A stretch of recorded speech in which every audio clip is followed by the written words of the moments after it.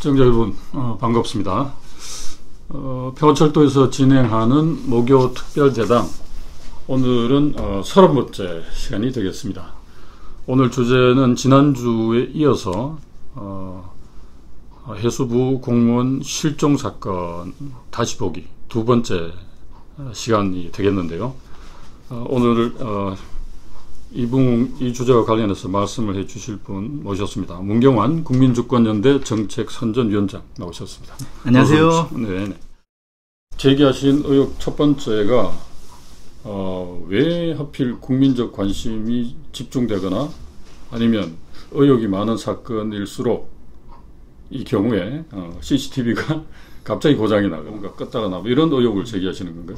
그렇죠. 이게 그 CCTV가 고장이 났다고 하는데, 보통 CCTV 고장 났다고 하면은 누군가 뭐 카메라를 고장 냈다거나 뭐 가렸다거나 이렇게 흔히 생각하는데, 이번 거는 CCTV 카메라가 고장 난 게 아니고 그 조타실에 있는 그 CCTV 이제 중앙 통제 장치, 쉽게 말해서 이제 녹화하는 장비가 있어야 될 거 아닙니까?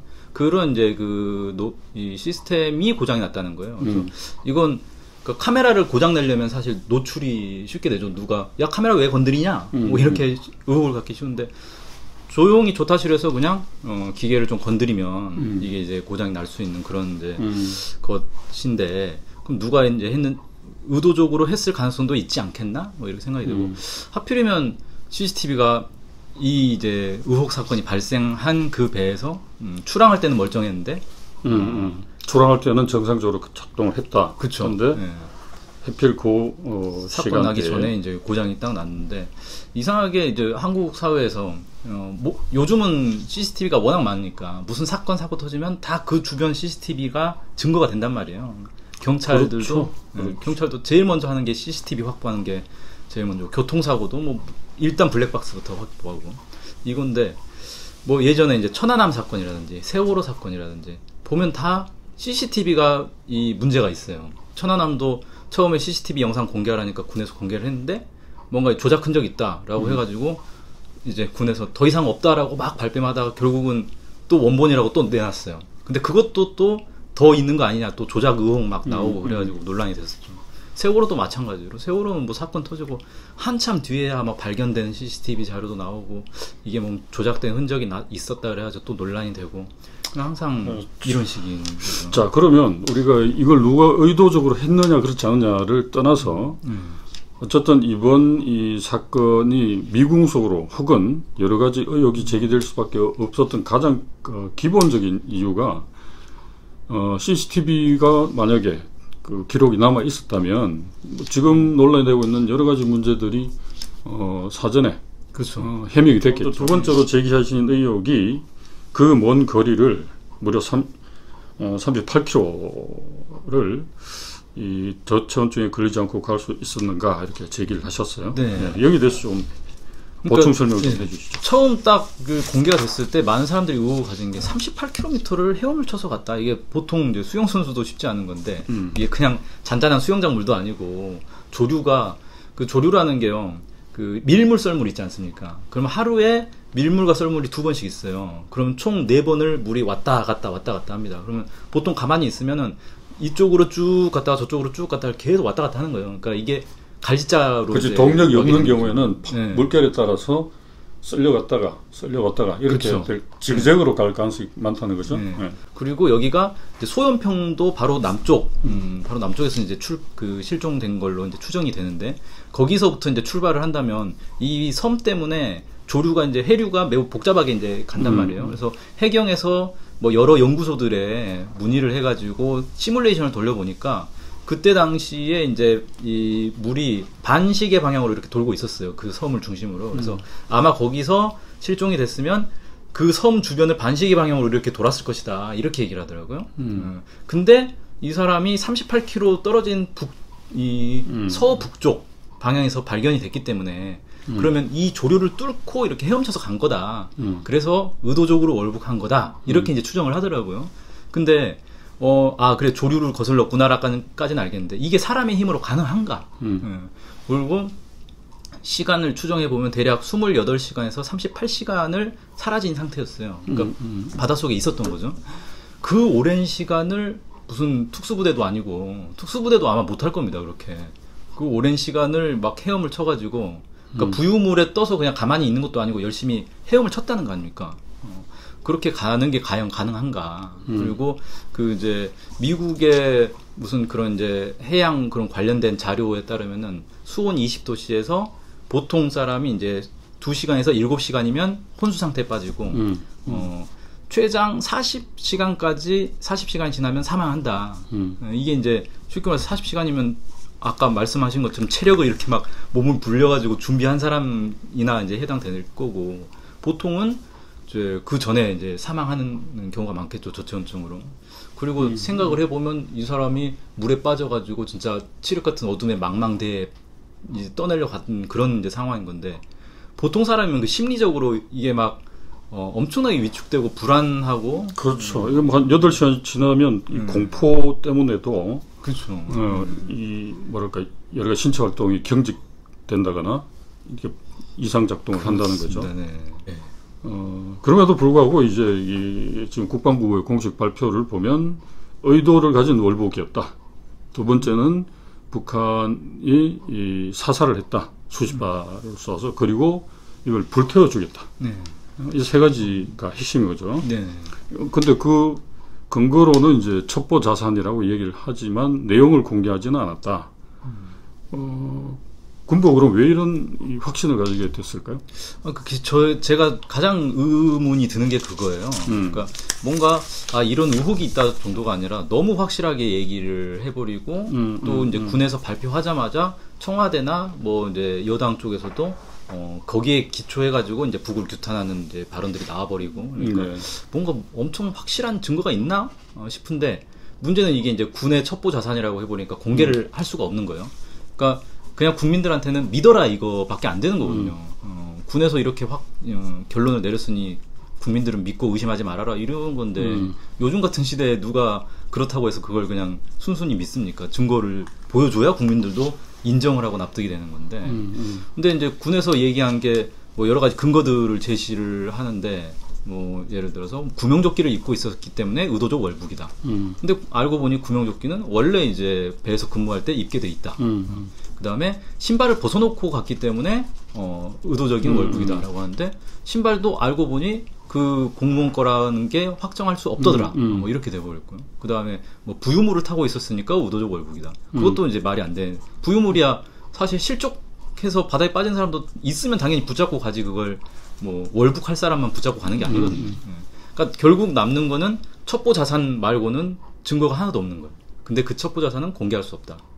이래 버리니까 이걸 가지고 어떻게 국민들 믿으라는 건가 뭐 이런 생각이 들고 그런데 이제 오히려 당시 이제 초반에 언론에서 막 그 주변 연평도 주민이라든지 선원들이라든지 막 인터뷰를 쭉 해보니까 아니 이게 상식적으로 월북할 수 없는 상황이다. 어떻게 그렇게 월북을 하냐. 이게 뭐 바로 코앞도 아니고 연평도 소연평도 남쪽에서 열심히 헤엄쳐가지고 간다는 게 상식적으로 불가능하고 이 사람이 바다를 모르는 사람도 아니고 10년 넘게 바다에서 근무를 한 사람이라 조류도 잘할 텐데 그런 무모하게 갔겠냐. 말이 안 된다. 이게 다 이제 증언들이라는 거죠. 뭔가 납득하기 너무 어렵다. 싶습니다. 그다음에 어느 언론사의 보도를 보면 이게 연합뉴스에서 나온 건데 당시 이제 무궁화 10호에 있었던 그 신형 구명조끼가 그 원래 이제 비품 대장에 있었던 숫자하고 일치하더라는 거죠. 그러니까 없어진 게 없다는 거죠. 그럼 누군가 입었으면 하나가 비든지 당직자가 두 사람이어서 입었으면 두 개가 비든지 해야 되는데 아무튼 그 없어진 구명조끼는 없었다. 뭐 이걸 이제 보도를 했어요. 이건 또 어떻게 된 건가? 그러니까 전 좀 약간 의아한 게 구명조끼를 입었다는 걸 어떻게 입증을 했을까? 그러니까 그거에 대해서는 제가 찾아보니까 없더라고요. 이 사람이 구명조끼 입고 있었다라는 거 어떻게 알았지? 근데 그냥 구명조끼를 입고 있었다라고만 얘기하지. 그 증거가 그건 조금 있다. 그러니까 이미 언론에 이제 몇몇 언론에서 당시 선원들 조사한 내용들이 공개가 된 게 있는데 대부분 선원들이 이제 다 말이 안 된다. 월북일 수가 없다. 이런 식의 이제 증언을 했다는 거예요. 근데 문제는 해경은 그런 진술을 받아놓고도 그걸 공개하지 않고 월북 가능성이 높다. 뭐 사실상 월북이다. 뭐 이런 식으로 이제 얘기를 했고 그 다음에 그 슬리퍼에 대해서도 선원들은 이 시것이 이제 확인하기 어렵다. 누구 건지 알 수 없다. 이런 식으로 얘기를 했는데 그 해경의 어떤 그 발표한 분은 선원들이 이 시것이라고 했다. 또 이렇게 얘기를 해가지고 왜 해경이 선원들 진술을 열심히 받아놓고 다 거꾸로 발표를 한가. 이게 국방부에서 월북이라고 해버리니까 해경은 그냥 거기 따라가는 거 아니냐 뭐 이런 의혹들이 나오더라고요. 일반인들이 생각할 때도 지금 상황에서 이제 북이 코로나19로 인해서 국경 봉쇄를 했단 말이에요. 그래서 중국과 북한 사이의 국경에서도 중국 사람들이 북으로 넘어갈 수 없게 다 통제를 해버렸거든요. 그리고 얼마 전에도 이제 그 주한미군 사령관, 그러니까 이 사건이 일어나기 전이죠. 전에 이제 주한미군 사령관이 어떤 이제 포럼에서 얘기를 하는데, 북이 국경 지역에 뭐 국경선을 기준으로 뭐 1km, 2km 정도 완충 지역을 두고 특수부대를 보내가지고 넘어온 사람들 다 사살하게 뭐 명령을 내렸다. 뭐 이런 식의 이제 발표를 했단 말이에요. 그러니까 이게 뭐 사실인지 아닌지 모르겠는데 주한미군 사령관 입으로도 북에서 코로나를 막기 위해서 그런 조치를 한 것 같은데 뭐 이해가 된다. 뭐 이런 식으로 이제 얘기를 했고. 그러면 이게 지금 북이 코로나19에 대해서 상당히 민감하게 생각하고 철저하게 막고 있구나. 뭐 이런 건 누구나 예상할 수 있는 거란 말이에요. 그리고 7월 달에 그 탈북자 한 명이 개성시로 이렇게 다시 재월북을 그렇죠. 해가지고 북한이 완전히 발칵 뒤집힌 적이 있습니다. 그렇죠. 그것 때문에 정치국 회의까지 열려가지고 개성시가 거의 봉쇄되는 수준으로 봉쇄를 했죠. 네, 봉쇄되는 수준이 아니라 봉쇄를 했어요. 네, 봉쇄를 하고 이제 해당 거의 군부대에서는 왜 이걸 뭐 못 막았냐 해가지고 질책까지 이제 내려가고 그런 이제 누군가 또 이게 체포를 받았겠죠. 그렇죠. 그런 이제 상당히 철저하게 하고 있는데 이거를 군에서 몰랐을 리가 없거든요. 그러면 군에서 저렇게 안일하게 설마 쏘겠어? 뭐 이런 식으로 안일하게 생각할까? 일반인들이 봐도 위험하지 않을까라고 생각할 수 있는 걸 그런 것도 있고 그 다음에 실제 이제 과거에 북에 월북하는 사람이 우리가 이제 뉴스에 자주 안 나와서 그렇지 실제로 이제 간간히 있지 않습니까? 그럼 과거에 그 이명박 정부 시절이었나 박근혜 정부 시절이었나 그 임진강 통해 가지고 월북을 2013년이니까 박근혜 네. 정부 시절이죠. 예. 임진강 통해서 월북하려고 시도한 사람이 있었는데 그 남쪽에서 군인들이 월북을 막으려다가 그 사람이 그냥 헤엄치니까 쏴서 이제 사살을 했단 말이에요. 근데 그때도 약간 논란이 있었습니까? 그 논란이 있었습니다. 이 너무 비인도적인 거 아니냐라고 하는데 군에서는 그게 수칙이고 매뉴얼대로 한 거기 때문에 오히려 장병들은 이제 그 표창도 받고 뭐 그렇게 됐단 말이에요. 그리고 넘어갔어요. 그럴 수밖에 없다. 남쪽에 무슨 기밀을 들고 갈 수도 있는 거고 무조건 막아야 된다 이건. 근데 그런 입장 뒤집어 생각해 보면 북에서도 똑같이 저 사람이 뭔가 코로나를 퍼뜨리려고 의도적으로 들어오는 건지 아니면 무슨 무장을 하고 몰래 들어오는 건지 이런 것 때문에 사살할 수도 있다라는 거 충분히 군이라면 예상을 해야 되는 거 아닌가. 근데 왜 이렇게 안일하게 생각을 했을까? 좀 납득이 안 가는 거지. 이게 이상한 게 이분이 원래 무궁화 10호를 타던 사람이 아니고 무궁화 13호에 근무하던 사람인데 얼마 전에 이제 그 인사 발령을 받아가지고 배를 바꾼 거예요. 그래서 실제 무궁화 10호에 탄 지는 5일밖에 안 됐죠. 그러면 무궁화 10호에 있는 선원들과는 다 뭐 이제 원래 알고 지내던 사람도 있겠지만 대체로 아마 거의 이제 신입 사원이 들어온 거나 마찬가지일 건데 들어온 지 5일밖에 안 된 신입사원이 근무 중에 사라졌고 교대 시간까지도 안 나타났어요. 근데 아무도 안 찾아보고 뭐 들어가 잤겠지? 그렇게 생각하고 안 깨웠다는 거 아니에요. 이게 말이 되나? 너무 황당하지 않나? 그래서 이거는 그 선원들이 이제 뭐 해경에서 진술을 했다고 하니까 이런 거에 대해서도 좀 설명이 명확하게 돼야 되지 않을까? 지금 돌아가는 상황을 보면은 원래 이런 사건이 발생하면 예를 들어서 천안함 사건 같은 게 딱 발생했어요. 처음에는 누구 소행인지 모르겠다라고 하다가 나중에 정부에서 북한 소행이다라고 딱 발표를 했어요. 그 다음부터는 북한이 이제 우리를 공격했다라고 해서 반북 이 여론을 막 계속 부풀렸단 말이에요. 그러니까 이건 북을 계속 이 북에 대한 여론을 악화시키기 위해서 이런 사건을 활용하고 있구나. 혹은 조작했구나 뭐 이런 식의 의혹을 품을 수가 있어요. 근데 이번 사건 같은 경우는 야 북이 우리 국민을 태워 죽였대 라고 했는데 북에 대한 분노보다는 정부에 대한 공격이 중심인 거예요. 이게 이상하게 아니 이런 사건이 벌어지면 야당이든 여당이든 북을 비난하는 게 일반적인데 북에 대한 비난은 그냥 평이하게 하고 주로 공격되는 건 정부의 무책임, 청와대 대통령의 문제, 뭐 대통령의 10시간을 밝혀라 뭐 이런 엉뚱한 방향으로 이제 공격이 집중되더라고요. 그래서 이건 뭔가 의도가 있나? 아니면 사건은 우발적으로 발생했는데 어쨌든 활용을 정쟁에 활용하려고 아주 작정을 했나? 뭐 이런 생각이 들면서 아 이걸 통해서 정부는 득을 본 게 없는 거예요. 청와대도 그냥 이거 사실 청와대가 욕먹을 일이 돼버린 거지 청와대가 뭐 잘했다고 지지율이 올라간다거나 그럴 일은 아니라는 거죠. 그래서 청와대가 개입해서 이런 사건을 일으킬 이유는 없구나. 그리고 결국은 이제 득을 본 거는 이제 보수 쪽, 극우 쪽 이쪽이 좀 이제 득을 보고 정부 공격한 소재로 삼고 이런 게 이제 가장 두드러지게 나타났고 또 하나 이제 특이한 거는 보통 이제 군에서 이런 일이 이제 발생한 거기 때문에 군에 이제 비난이 좀 집중될 수 있는 거잖아요. 근데 군보다는 그냥 청와대로 집중이 됐어요. 군은 별로 이렇게 비난을 막 크게 받지 않고 특히 이제 예를 들어 국방장관 같은 경우는 취임한 지 며칠 되지도 않아가지고 터졌기 때문에 국방장관한테 뭘 책임을 묻기도 이제 애매한 상황이 됐고 그래서 군 입장에서도 별로 피해본 게 없다. 이런 거 놓고 볼 때 별로 이렇게 청와대를 공격하고 문재인 정부를 공격하고자 하는 사람들이 이 사건을 상당히 호재로 여길 만한 사건이다. 이건 뭐 확실한 거죠. 그래서 사실 이 사건과 동시에 약간 이렇게 국제적인 관심을 모았던 일이 또 있습니다. 뭐냐면 문재인 대통령의 유엔 총회 연설이거든요. 네. 유엔 총회 연설에서 문재인 대통령이 종전선언을 추진해야 된다 이 얘기를 했어요. 그렇죠. 근데 이제 이게 왜 논란이 돼버렸냐면 지금 남북 관계도 그렇고 북미 관계도 그렇고 전혀 뭐 대화와 뭐 협상을 할 수 있는 분위기가 아니란 말이에요.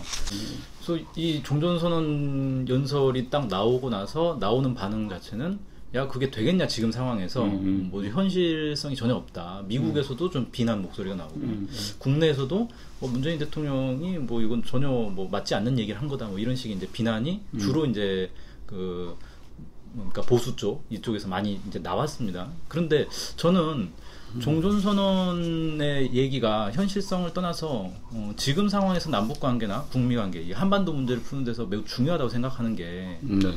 지금의 이제 한반도 문제가 출발한 건 지금 하노이 북미 정상회담이 결렬되면서 사실 지금까지 온 거예요. 근데 그 결렬된 이유가 결국은 뭐냐면은 북은 군사적 문제, 정치적 문제를 풀어야 된다라는 건데 미국은 그거를 경제적인 문제로 풀려고 한 거예요. 그러니까 우리가 경제 제재를 풀고 너네는 비핵화를 하고 뭐 이런 식으로 비핵화 얼마 해주면 경제 제재 얼마 풀어주고 뭐 이런 식으로 이제 딜을 하려고 한 건데 근데 문재인 정부가 얘기한 문재인 대통령이 얘기한 종전선언은 경제 대 비핵화가 아니고 정치적인 어떤 안정보장 대 비핵화로 이렇게 볼 수가 있는 거거든요. 그러면 북한 입장에서는 이건 해볼만 한데라는 상당히 그 합리성은 있는 주장이었단 말이에요. 근데 이게 공교롭게도 이 연설과 그 다음에 이 서해 사건이 동시에 딱 터져버리면서 아니 북한이 지금 우리 국민을 저렇게 하고 있는데 무슨 종전선언이냐. 그렇죠. 이건 완전히 말도 안 되는 얘기다라는 걸로 완전히 돌아가 버렸어요. 그래서 마치 문재인 대통령이 전혀 뭐 현실 감각 없는 사람처럼 이렇게 막 매도가 되고 있고 종전선언은 더 이상 이제 뭐 말 꺼낼 수도 없는 상황이 돼버리고 그래서 이걸 딱 놓고 볼 때 만약에 누군가 종전선언을 진짜 바라지 않는 세력이 있었다면 이 종전선언 그 연설 자체는 이게 녹음으로 진행된 거라서 녹화된 영상이 진행된 거라서 녹화 자체는 그 전에 이제 15일 날 녹화를 했던가 뭐 그럴 거예요 아마. 그리고 당연히 뭐 연설 준비를 하는 과정에서 지금 정부가 이런 내용으로 연설 준비한다더라 뭐 이런 얘기는 뭐 그쪽 정치권 안에서는 좀 많이 돌았을 거고 그러면 종전선언을 진짜 반대하는 세력이라면 이거 종전선언 얘기 나와서 분위기가 그쪽으로 흘러가기 전에 뭔가 좀 사건이 터져줘야 되겠는데 라는 생각하지 않았을까? 저는 좀 이런 의혹을 갖고 있습니다. 그러니까 여기서 이제 약간 좀 이제 다른 얘기로 좀 들어가서 이 사건의 의혹을 푸는 데서 핵심은 결국 국방부가 그 이제 우리 군이 이 파악했다는 그 첩보란 말이에요. 이 첩보는 근데 공개를 어차피 못 하겠고, 그러면 결국 군에서 발표한 거를 우리가 믿을 것이냐 아니면 의심을 할 것이냐에 이제 갈림길에 딱 놓여 있는데, 그러면 우리 군이 정말 신뢰할 만하고 우리가 전혀 뭐 한 점 의심 없이 믿어줄 만한 대상인가에 대해서 저는 다시 한번 생각해 볼 필요는 있다. 왜냐면은 실제 뭐 합참의장이나 국방장관 다 대통령이 임명한단 말이에요. 근데 예를 들어 검찰을 놓고 보면 윤석열 검찰총장을 문재인 대통령이 임명을 했습니다. 그러면 당연히 사람들은 검찰총장이 대통령에게 충성하겠거니 라고 생각하는데, 지금 나타난 모습은 전혀 아니거든요. 그러니까 검찰이라는 자기 조직의 이익을 위해서 청와대와 맞서는 그런 모습을 계속 보인단 말이에요. 근데 군도 마찬가지로 합참의장이나 국방장관이나 뭐 육군참모총장이나 대통령이 임명하지만 군이 과연 대통령에게 충성하고 현 정권에 충성할 것인가? 그보다는 자기 군의 어떤 이익을 위해서 더 똘똘 뭉쳐가지고 정권과 뭔가 어쩔 수 있지 않을까? 근데 이런 모습이 실제 과거에 뭐 예를 들어 노무현 정부 시절에도 많이 있었습니다. 뭐 서해 사건도 그렇고, 그다음에 뭐 그 용산 미군 기지 이전 문제도 그렇고, 대통령 몰래 협상을 하는 거예요. 대통령한테 허위 보고를 하고, 그래서 실제 그게 이제 들통이 난 경우도 있었고요. 그래서 노무현 대통령이 이제 발끈해가지고 이거 철저히 조사하라 했는데, 조사 결과 군에서 대통령에게 제대로 보고 안 했다, 허위 보고했다는 게 드러났어요. 드러났는데 그 심각한 사건이죠. 이건 거의 항명이고 전시면은 거의 총살감인데 아무런 이 해결이 안 되고 그냥 넘어가 버린다는 거예요. 그러니까 이건 뭐냐면 한국의 청와대, 이 정부의 존재가 군부를 마음대로 이 장악할 수, 통제할 수 없는 것 아닌가, 이런 걸 좀 보여주는 게 아닌가. 사실 문재인 정부 들어서도 비슷한 일이 있었습니다. 정권 초기에 5월 달에, 그러니까 2017년 2016년 17년 맞죠? 17년 5월 달에 취임한 지 얼마 안 됐는데 국방부에서 사드를 추가 배치하려던 이제 시도를 한 사건이 있었어요.